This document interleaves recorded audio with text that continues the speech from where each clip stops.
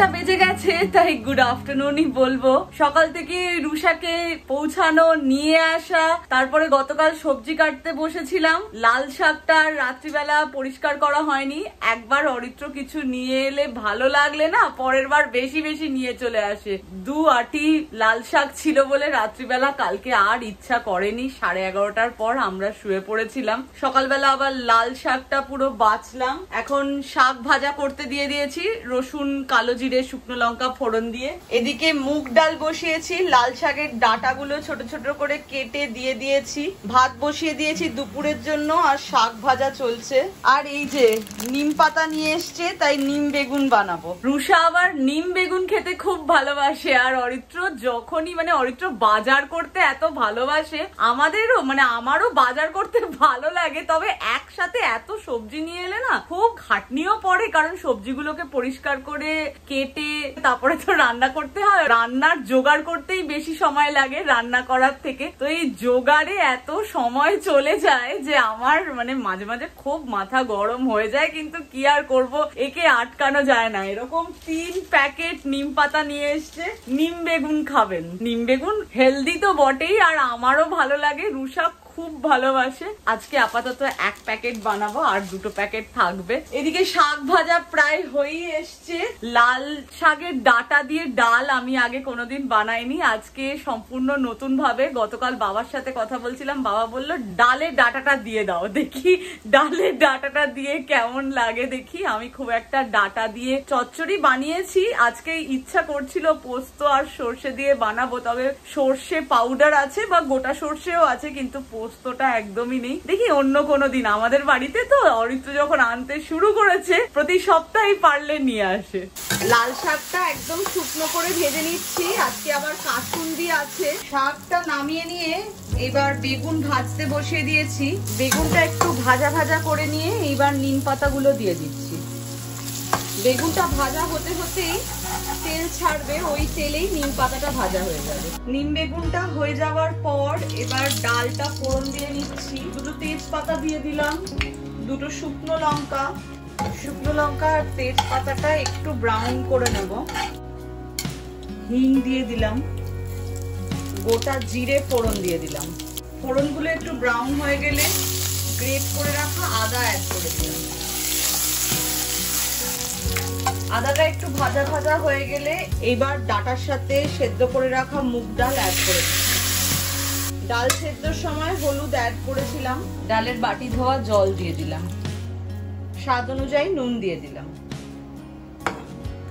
একবার ফুটলে বন্ধ করে দেব। ডালটা ফোড়ন দিয়ে স্নান করতে চলে গেছিলাম।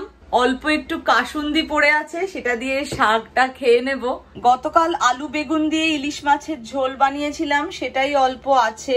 এই হলো নিম বেগুন, আর এই হলো লাল শাক। ডালটাও ফোড়ন দিয়ে রেডি করে রেখেছি। ডালটা এখন খাবো না, রাত্রিবেলা ডিনারের ডাল আর কড মাছ যেটা কিনে আনা হয়েছে গতকাল কস্কো থেকে, সেইটাই বানিয়ে নেবো। এয়ার ফ্রায়ারে হয়ে যাবে। আজকের লাঞ্চটা পুরো জমে যাবে, ভরপুর বাঙালিয়ানা।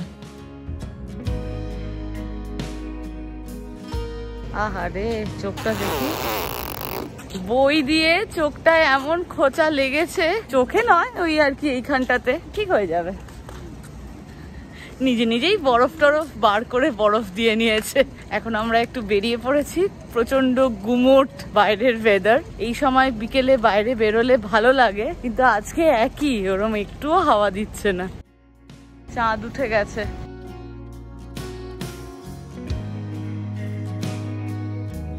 রাত্রির 9:15 বাজে, কি সুন্দর লাগছে সানসেটটা। চলুন ম্যাডাম, চলুন। কি সুন্দর লাগছে। ওয়ালমার্টে এসছি বাড়ির জন্য ডাস্টবিন কিনতে। এতদিন আমাদের বাড়িতে কোনো ডাস্টবিন ছিল না। আমরা রান্নাঘরেই একটা চেয়ার রাখা আছে, তার সাইডে গার্বেজ ব্যাগ গুলো ঝুলিয়ে রাখতাম। ওটা ময়লা ফেলতে ফেলতে ভরে গেলে আবার ফেলে দিয়ে আসতাম। চেয়ারটা এখন বাইরের ঘরে বার করে দিয়েছি, তাই ভাবলাম ওই জায়গাটাতেই একটা গার্বেজ ক্যান কিনে আনি, তো সেটা বসানো যাবে। এতদিন পরে বাড়িতে একটা নতুন অতিথি আসতে চলেছে, গার্বেজ ক্যান। স্কুল সাপ্লাইজ এসে গেছে নেক্সট ইয়ারের জন্য। এই সময় না স্টক থাকে। আলটিমেটলি অগস্ট মাসের পর থেকে আর স্টক পাওয়া যায় না, তাই বেসিক যেগুলো আছে একটু গ্লু স্টিক, পার্মানেন্ট মার্কার্স, এই সবগুলো আমরা নিয়ে নিচ্ছি। এইখানে আছে, এ নাও ড্রাই ইরেজ মার্কার একটা নিয়ে নাও, আর এখানে শার্পি নিয়ে নাও। একটাই নেবো তাহলে। কোনটা? এখানে নানা ধরনের ডাস্টবিন আছে, সবচেয়ে ভালো কোয়ালিটিগুলো এইগুলো। এখানে মোশন সেন্সর ট্র্যাশ ক্যানও আছে, এগুলো তো খুবই ভালো কোয়ালিটির। মোশন সেন্সর ট্র্যাশ ক্যানগুলো আমাদের খুবই ভালো লেগেছে, কিন্তু এই বাড়ির জন্য আমরা আর মোশন সেন্সর ট্র্যাশ ক্যান কিনলাম না, একদম বেসিক ঢাকা দেওয়া ট্র্যাশ ক্যানই কিনেছি আমরা। এর থেকে সস্তারও আছে, এর থেকে সস্তা হচ্ছে এইটা, এটা শক্তপোক্ত কিন্তু ঢাকা নেই, তাই আমরা আর কিনলাম না। আর $8-9 দাম, তো ভাবলাম ওইটাই সবচেয়ে শক্তপোক্ত, ঢাকা দেওয়া আছে আর সাইজটাও বড় আছে, আমাদের যে স্পেস আছে সেখানেও এঁটে যাবে। আপাতত সস্তায় কাম চালাও। এখানে আবার ওডার এলিমিনেটর আছে, এইগুলো গার্বেজ ক্যানের ভেতরে লাগিয়ে রাখলে সুন্দর গন্ধ বেরোয়। আর মাল্টিপারপাস ট্র্যাশ ব্যাগ তো আমরা ইউজ করি, সেটা আমাদের বাড়িতে আছেই। বিভিন্ন সাইজের গার্বেজ ক্যান অনুযায়ী বিভিন্ন সাইজের গার্বেজ ব্যাগ পাওয়া যায়। চল, 9টা বেজে গেছে। এইটা $20 দাম, যেইটা পা দিয়ে খোলা যায় না, আর উপর দিয়ে মানে এটা যেরকম আমাদের একদিকেই খোলে, আর অনেকগুলো হয় না দুদিক দিয়েই গার্বেজ ঢোকানো যায়, ওইগুলোর দাম হলো $12 কি $13 পড়ছে। যেটা আমরা নিলাম সেটা পা দিয়ে খোলা যায়, এটা $20 দাম। আবারও যদি ইন্ডিয়ান কারেন্সিতে কনভার্ট করি তাহলে 1600 টাকা মতো ভারতীয় টাকা অনুযায়ী দাম পড়ছে। ট্রলিটা এদিকে রেখে দে, আমরা হাতে করে ওটা নিয়ে চলে যাবো। দে দে দে, আমায় দে।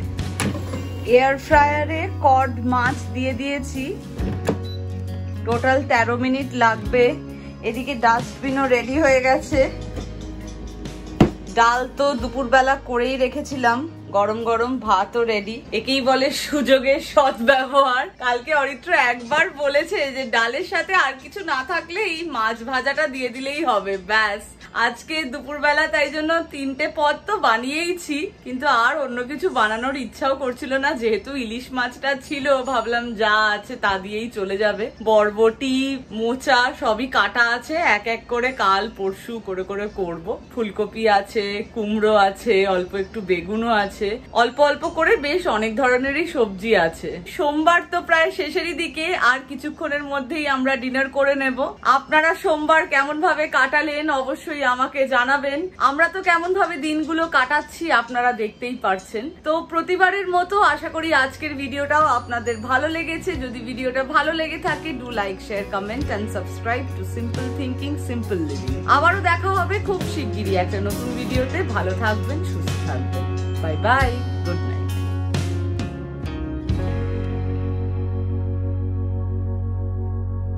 গুলগুল এসো, খাবার রেডি।